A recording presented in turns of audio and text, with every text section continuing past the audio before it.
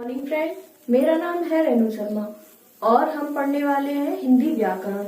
हिंदी व्याकरण में कल हमने कवर किया था संज्ञा का वाला टॉपिक। आज हम पढ़ने वाले हैं सर्वनाम। ठीक है ना? तो आप मुझे बताइए सर्वनाम की परिभाषा क्या होती है। तो सर्वनाम की परिभाषा होती है संज्ञा के स्थान पर प्रयोग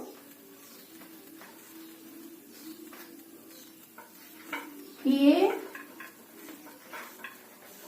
जाने वाले शब्द, यानी ऐसे शब्द जो संज्ञा के स्थान पर प्रयोग किए जाते हैं। तो हमारी संज्ञा कल हमने समझा क्या होती है।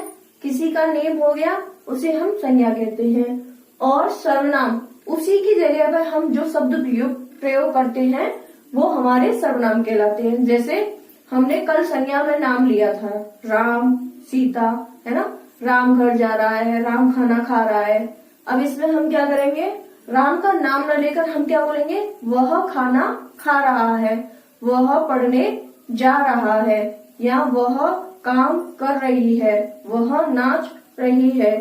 तो हम इसमें उस व्यक्ति का नाम नहीं लेंगे, उसकी जगह पर हम अलग से शब्द यूज करते हैं, उन्हें हम सर्वनाम कहते हैं। सर्वनाम के भेद हमारे 6 होते हैं। कितने होते हैं? सर्वनाम के हमारे 6 भेद होते हैं। पहला हमारा होता है पुरुषवाचक सर्वनाम। पुरुषवाचक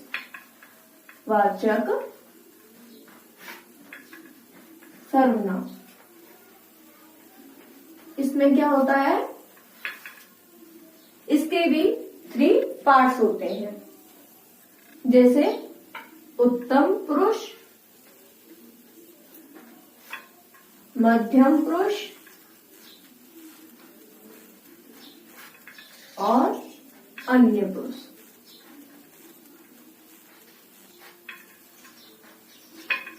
ये हमने पहले संस्कृत में भी होता है। संस्कृत में ऐसे होता है प्रथम पुरुष, मध्यम पुरुष और उत्तम पुरुष। उसमें 3 पार्ट में डिवाइड करते हैं। ये हिंदी व्याकरण में अलग रूल होते हैं, उत्तम पुरुष, मध्यम पुरुष और अन्य पुरुष। उत्तम पुरुष में हमारा आता है मैं, मध्यम में तुम, अन्य में वह। अब उदाहरण के साथ इसे हम समझते हैं। जैसे मैं घर जा रहा हूं। अब इससे कुछ बोलना है तो क्या बोलेगा, तुम घर चल रहे हो, या तुम घर चलोगे, या तुम क्या कर रहे हो। ये इससे बात करेगा तो क्या बोलेगा, तुम करके, है ना। अगर वह इसके बारे में पूछेगा, मैं अगर इसके बारे में पूछेगा तो कैसे पूछेगा, मैं घर जा रहा हूं, तुम घर चलोगे, वह भी चलेगा क्या, है ना। तो अगर ये इससे बात करेगा या इसके बारे में कोई प्रश्न पूछ रहा है, जैसे ये तुम्हारा कौन है ना, या वह जो लड़का है वह तुम्हारा कौन है, वह जो लड़की है वो तुम्हारी कौन है ना। अगर प्रश्न में भी पूछेगा तो वो यही बोलेगा, वह कौन है ना। तो ये हो गया हमारा मैं हो गया, हम हो गया, है ना, मेरा हो गया। ये किस में आएंगे, उत्तम में। तुम, तू, इसमें तू हो गया, तुम, तू, तुम्हारा, तुम्हें, है ना, वह, उसका, उसकी, है ना। ये हमारे पुरुषवाचक सर्वनाम के अलग अलग पार्ट है, उत्तम पुरुष, मध्यम पुरुष और अन्य पुरुष। आगे आता है सर्वनाम का सेकंड पार्ट। ये होता है निजवाचक सर्वनाम। जैसा कि इसके नाम से ही समझ में आ रहा है, निज यानी खुद का, है ना, निजवाचक सर्वनाम।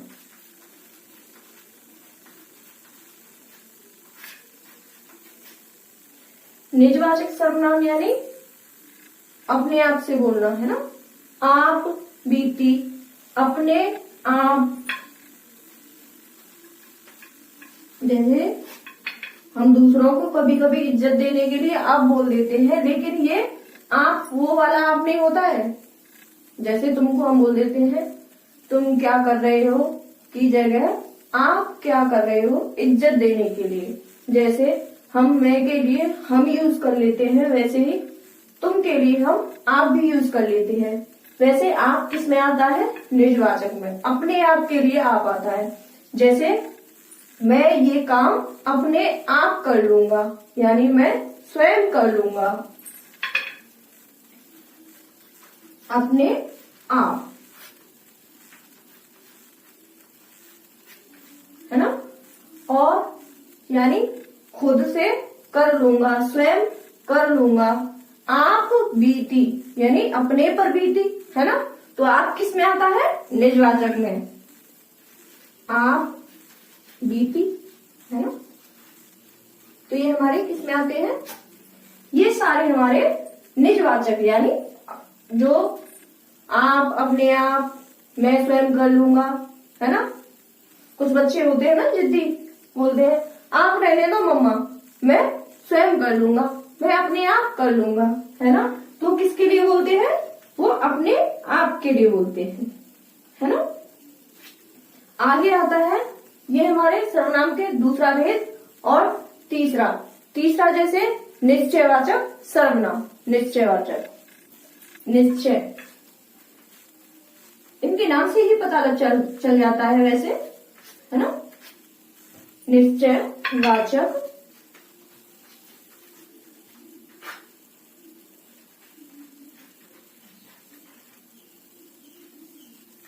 सर्वनाम यानी कोई चीज निश्चित हो। जैसे यह मेरा घर है ना। उदाहरण के तौर पर देखिए, जैसे मैंने ये बोला यह मेरा घर है। और भी एग्जांपल, यह मेरा घर है, यह मेरी पुस्तक है, यह मेरा पेन है ना, यह मेरी कार है। तो ये पुरुषवाचक, निजवाचक और निश्चयवाचक। आगे आता है हमारा अनिश्चयवाचक। अनिश्चयवाचक में देखते हैं तो फोर्थ पार्ट हमारा होता है अनिश्चय।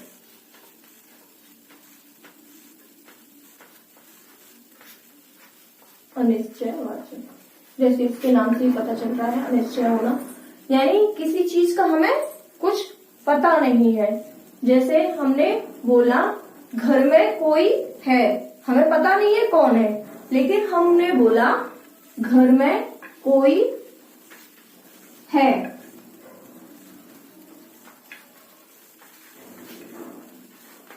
या बाहर कोई आया है, या हमने बोला दूध में कुछ गिरा है, मालूम नहीं है क्या है, मच्छर है, मक्खी है, कीड़ा है, क्या है, लेकिन हमने बोला कुछ गिरा है।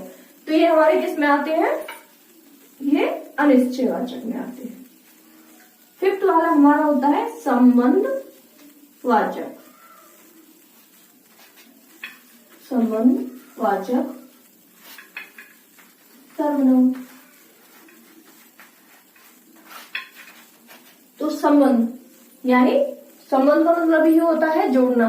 तो संबंधवाचक में हमारे हो गए कौन सा, जैसे जो सोएगा वो खोएगा, जो जागेगा सो पावेगा, यानी रिलेट करते हैं एक दूसरे से जुड़े हुए। जैसा करेगा वैसा भरेगा, जैसा और वैसा।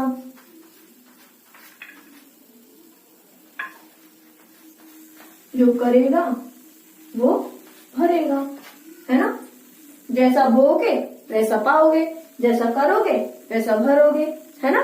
आगे आता है हमारा 6 पार्ट।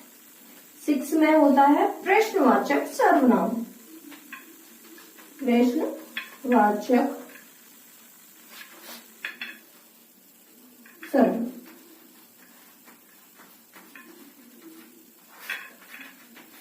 प्रश्न आ गया इसमें, यानी हम प्रश्न पूछ रहे हैं, है ना। क्या, क्यों, कब, कहाँ, कौन। जैसे कौन आया है, कहाँ जा रहे हो, हम प्रश्न ही तो पूछ रहे हैं ना। तो ये हमारे इसमें आएंगे प्रश्नवाचक में।